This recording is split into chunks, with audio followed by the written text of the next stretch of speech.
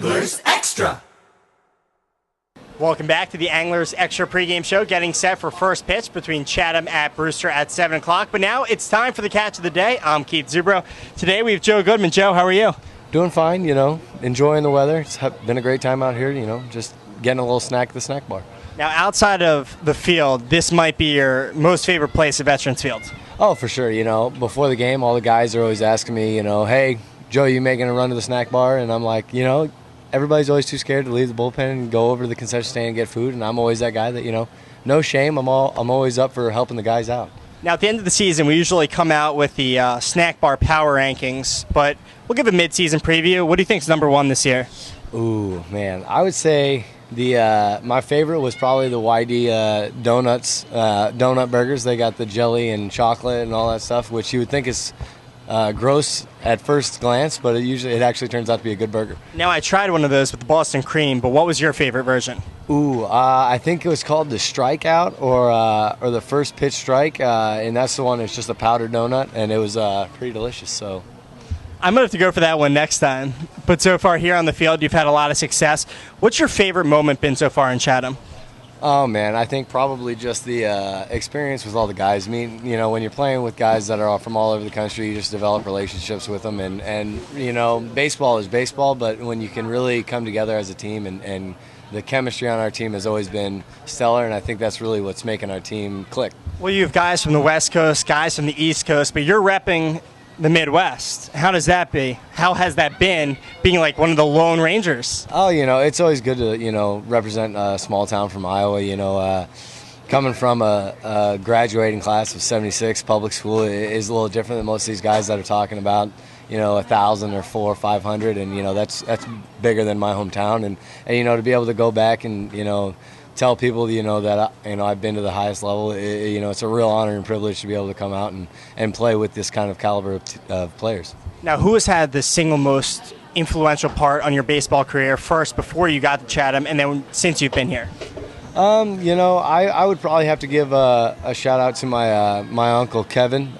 He's been a real. He helped out with a lot of my curveball and learning how the ropes about pitching. Because most of the people, most of us, in high school, you played shortstop or other positions, and that's what I did. And it wasn't until I got to college where I decided that I was going to be a pitcher only. And, he really helped me make the step from high school, small high school baseball in Iowa to the D1 level out on the East Coast. Well, I remember the first day you got here, not only were you wearing a straw hat, shagging fly balls for that first day when everybody was taking BP, but you also told us that you throw only junk. What's your pitching approach when you go out there? It's really just about getting ahead early in the count and being able to use your best pitch. And, being out here, you're just really about showing people what you can do and developing your stuff so you can be better at school. And, I've always known I can throw a curveball, and that's really just, I can throw that with a 3-0 count or something like that. But being able to throw inside with a fastball or throw a change-up has been really influential in getting better and being able to take my game to the next level. Now, you're not the only guy from High Point that has played here in Chatham. Did you get any advice before you got here? Jamie Schultz, he just told me to come out and have a good time. Don't treat it like it's any different than any other baseball game, because if you amp it up too much, that's when you start overusing how it's going to be in the game. If you overdo yourself or get yourself too amped up, you're going to not have a good outing. And if you just relax and say, hey, you've done this a million times, you've been doing it your whole life, just go out there, fill up the strike zone, and have fun with it, and things will fall in place.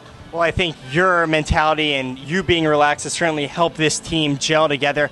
How important is it being loose and having a loose clubhouse to being successful? Well, with my team at school, sometimes we get a little tight, and, I think that's kind of been a little bit of our downfall. But, we're really starting to mesh and be able to have chemistry. And here it's a lot more laid back. There's not as much pressure to go out and go 4 for 4 or to strike everybody out. You just come out and you do your thing, and you got 8 guys behind you, and of course, you got the catcher in front of you. But, to be able to have just a relaxed approach is really what the scouts and people want to see, because, the people that are comfortable in the most uncomfortable situations are the ones that are going to have the most success.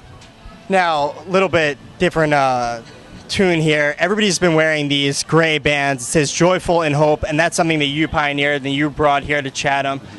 How can people get involved? What does it stand for, and what does it mean to you? Oh, well, my girlfriend's little sister's name's Kyra Joy, and she's 17 years old, and she's just, the light of my life. She's, the greatest girl I've ever met, other than my girlfriend. And, she's got cerebral palsy and scoliosis, and she just had major spinal fusion surgery, and I'm glad to say she's doing well. She's back home earlier than expected, and the guys in the community coming out and supporting, helping out with fundraising and stuff like that, and the guys representing with the gray bands is just a testament to who the guys are as people. And I think if not everybody's going to make it to the pros, but to know that they're building character and they're good people, and that's really what this is all about. Baseball is all about. Well, Joe, it certainly has gone around the team, and I think everybody really has made it part of their game this season, and it seems to be working. Thanks so much. Oh yeah, my pleasure. Thank you.